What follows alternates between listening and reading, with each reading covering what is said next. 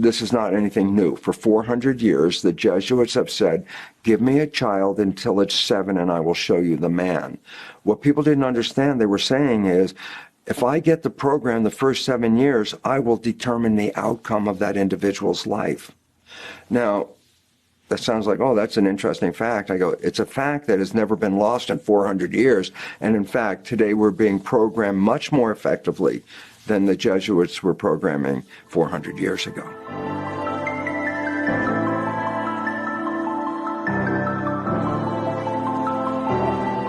The hardest part about the programming is it occurs before your mind actually enters into consciousness, which is alpha vibration. So the first 7 years you're downloading. And you've been downloading since actually before you were born in the last trimester of pregnancy. So the question becomes very seriously, what are my programs? And why it becomes a question is you are not even conscious when the programs are downloaded. So you say, well, I don't know what my programs are. I don't know what I learned when I was 1 year old. So the exciting part about it is that science has recognized that 95% of our life comes from subconscious programs. So a simple truth is this: you look at your life and it is a printout of your programs. So it's simple. You don't have to know who said what, who did what. That's blaming the messenger over the message. The message is, what did you learn? Program. And I say, yeah, but the program is what you're playing 95% of the time. So therefore look at your life, and it comes down to simple. And it goes like this: the things that you like that come into your life come in because you have programs to accept those. The other part, though, is anything that you work hard at, struggle over, sweat over, what you put a lot of effort into. Question, why are you working so hard to make these things manifest? The answer inevitably is your programs in your subconscious do not support that end. So the simple point is, you want to know your programming? Look at your life. As I said, the things you like that come are there because you have programs to support them. But in contrast, anything you must work at, anything you have to put effort into to manifest in your life, the amount of work you're putting in is really to compensate for the fact that you have a program that doesn't support that, and you're trying to override it.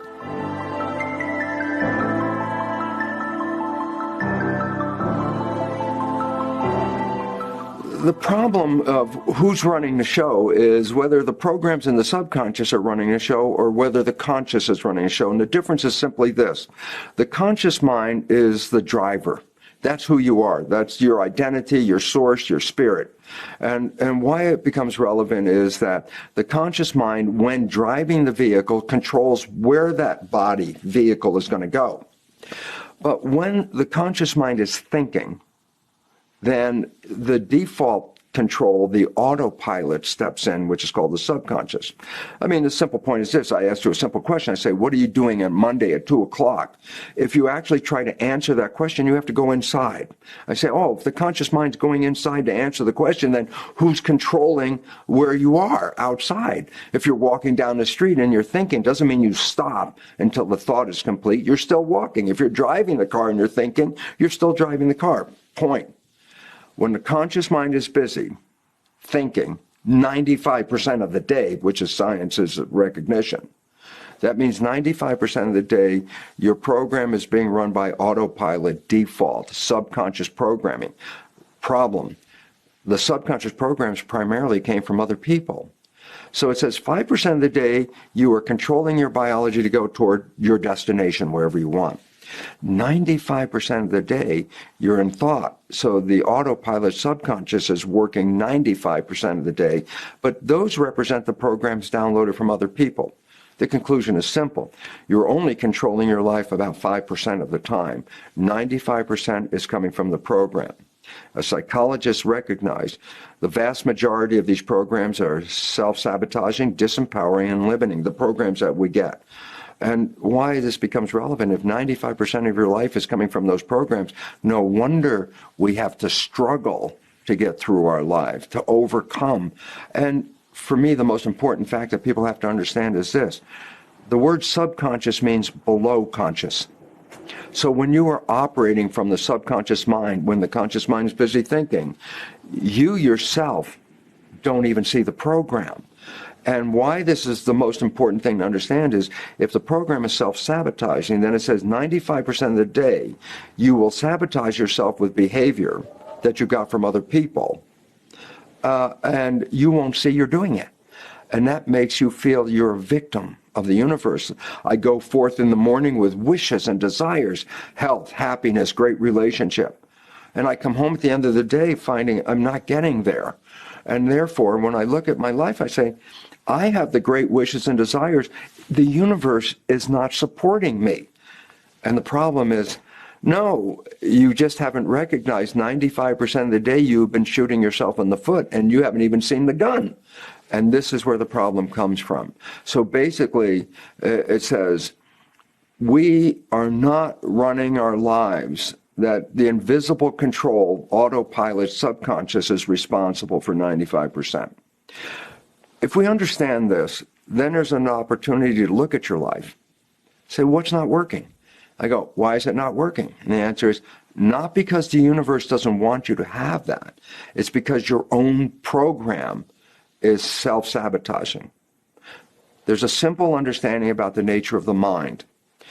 The nature of the mind is to create coherence between your beliefs and your reality. And well, this makes sense, because what if your life didn't match your beliefs? That means every day you would get up and it's like, oh my God, everything's going crazy around here. But it turns out, no, life pretty much matches what you think. And you wake up every day and you go through the process and it's like, yep, this is the way life is, without recognizing it's that way because we're manifesting it that way. And if you change the program, you recover the power. And so, simple point. People have seen the movie The Matrix. And they say, oh, that's a science fiction movie. And I go, no, The Matrix is a documentary. We've all been programmed. The story of The Matrix is, yes, you've been programmed. I go, yes, every one of us has been programmed, because the first 7 years, the function of the brain is theta as the primary activity, which is hypnosis. And what I really want people to understand very simply is, in the movie The Matrix, there's this opportunity to take a red pill. And when you take the red pill, you get out of the program. I want people to understand that, yes, you've been programmed, as The Matrix says, and most of you have taken the red pill at one time or another.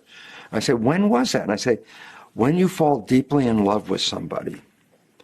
I say, it's taking the red pill. I say, what do you mean? I say, well, the day before you met this person, your life could suck. It could, everything is just not right. I hate my life, blah, blah, blah. And then you meet this person, and 24 hours later, it's heaven on earth. That you're so healthy and happy and enjoy, and everything is beautiful. Even that job that sucked yesterday is like, it's okay. I go, the transition in that 24-hour period, the difference is, when you fall in love, you stop defaulting to the subconscious program. You stay mindful. Mindful means, no, I'm keeping my hands on the wheel. I'm driving it. I'm not going to go into thought, because if I go into thought, I let go of the wheel. So if I stay present, I'm controlling it. I go, and so what was the consequence of falling in love? And the answer was, you created heaven on earth. Even if it was just for a short few days or a week or a month, the reality was, what was different before you fell in love versus what happened immediately after? And the answer is, before you fell in love, 95% of your life was coming from subconscious programs. And the day you fall in love, from that moment to the next period, you were actually driving your vehicle with your conscious wishes and desires. And when both people are operating from wishes and desires and not programs, together they manifest heaven on earth. So the simple line is this: we are capable of experiencing heaven on earth.